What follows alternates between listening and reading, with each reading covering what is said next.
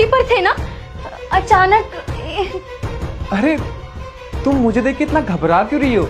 और तुम भूल गई क्या, परसों हमारी एनिवर्सरी है, इसलिए तो मैं छुट्टी लेके आ गया। बेबी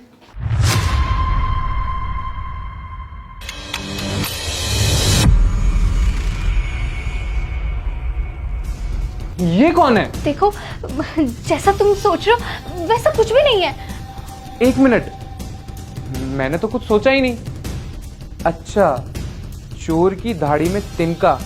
बता बे, कौन है तू? मेरे घर में क्या कर रहा है? देखिए भाई साहब, मैं तुम चुप रहो और जाओ यहाँ से, इससे मैं खुद बात कर लूंगी। बताओ, क्या बात करनी है तुम्हें? हाँ, जैसा तुम सोच रहे हो ना, बिल्कुल ठीक वैसा ही है।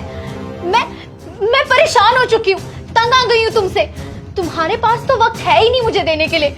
जब भी फोन करो तो हमेशा यही बोलते हो कि सिर्फ 2 मिनट है बात करने के लिए, और ऊपर से कभी मुझसे पूछा ही नहीं कि तुम कैसी हो, तुम ठीक हो, तुम परेशान तो नहीं हो। और इतना बड़ा घर है, मैं क्या दीवारों से बातें करूं? तुम्हारे पास तो टाइम है ही नहीं बात करने के लिए। कभी जानने की कोशिश की है कि मैं खुश हूं या नहीं हूं? और सारा दिन मैं इस घर में अकेली पड़ी रहती हूँ। क्या करूं मैं, तुम ही बताओ। मुझे भी तो चाहिए कोई जो मेरे साथ टाइम स्पेंड करे, मेरे साथ प्यार भरी बातें करे, मुझे घुमाने लेकर जाए। और लेकिन मेरी जिंदगी में तो ऐसा है ही नहीं। तुम तो वहाँ जॉब करते रह जाते हो और मैं यहाँ अकेली सड़ती रहती हूँ। तुम्हें तो सिर्फ और सिर्फ अपनी जॉब की पड़ी है। मैंने कितनी बार बोला है तुम्हें कि तुम ये फौज की नौकरी छोड़ के कोई और जॉब कर लो, लेकिन नहीं, तुम्हें तो सिर्फ फौज की नौकरी करनी है ना।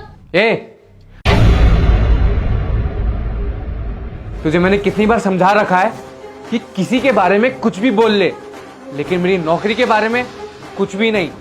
तू चाहे जो मर्जी कर ले, लेकिन सबसे पहले मेरा देश है और फिर तू। और एक मिनट, हमारी तो इस बारे में पहले बात हो रखी थी ना? तुझे तो पता था ना शादी से पहले कि मैं एक फौजी हूं। जब तो तेरे घर वाले बहुत खुश थे कि उनका जमाई फौज में है और तू भी बहुत खुश थी। अब क्या हुआ? मैं बताऊं तेरे घर वालों को कि उनकी बेटी पीठ पीछे क्या गुल खिलाती है, कैसी घटिया हरकतें हैं उसकी। हाँ, और मैंने तुम्हें पहले ही बताया था, और इस बारे में हमारी बात भी हो गई थी कि मेरी सर्विस को बस कुछ साल ही बाकी है। तुम्हें तो किसी बात का सब्र ही नहीं था। एक बात बताओ, मैं सब कर किसके लिए रहा था? हमारे लिए तो कर रहा था ना। हमारा फ्यूचर सिक्योर होता, हम खुश रहते, कितनी सारी खुशियां होती। लेकिन नहीं, तुमने तो हमारी खुशियों के बारे में सोचा ही नहीं। तुमने सिर्फ अपना सोचा, अपना। तुमने आज जो हरकत करी है ना, मेरा बहुत दिल दुखाया है, दिल तोड़ दिया है तुमने मेरा। मैं तुम्हें अब और अपनी नजरों के सामने सहन नहीं कर सकता। इससे पहले कि मैं कुछ बुरा करूं, मेरी नजरों के सामने से अभी चली जाओ। ठीक है, चली जाऊंगी, लेकिन एक बात याद रखना, इस प्रॉपर्टी में मेरा भी आधा हिस्सा है। शाबाश। शर्म नहीं आ रही तुम्हें? बिल्कुल ही बेशरम हो क्या? इतनी घटिया हरकत करने के बावजूद भी तुम्हें इस प्रॉपर्टी का हिस्सा चाहिए। पता था मुझे, तुम जैसी लड़कियों को मैं अच्छे से जानता हूं, जिसे सिर्फ पैसों से प्यार होता है, पैसों से। तुम भी उन्हीं में से एक हो। ठीक है, दे दूंगा मैं तुम्हें प्रॉपर्टी, आधी क्या पूरी प्रॉपर्टी ले लेना। निकलो मेरे घर से। कल तक तुम्हारे घर पे इस प्रॉपर्टी के कागज और डाइवोर्स के भी कागज पहुंच जाएंगे। Get out.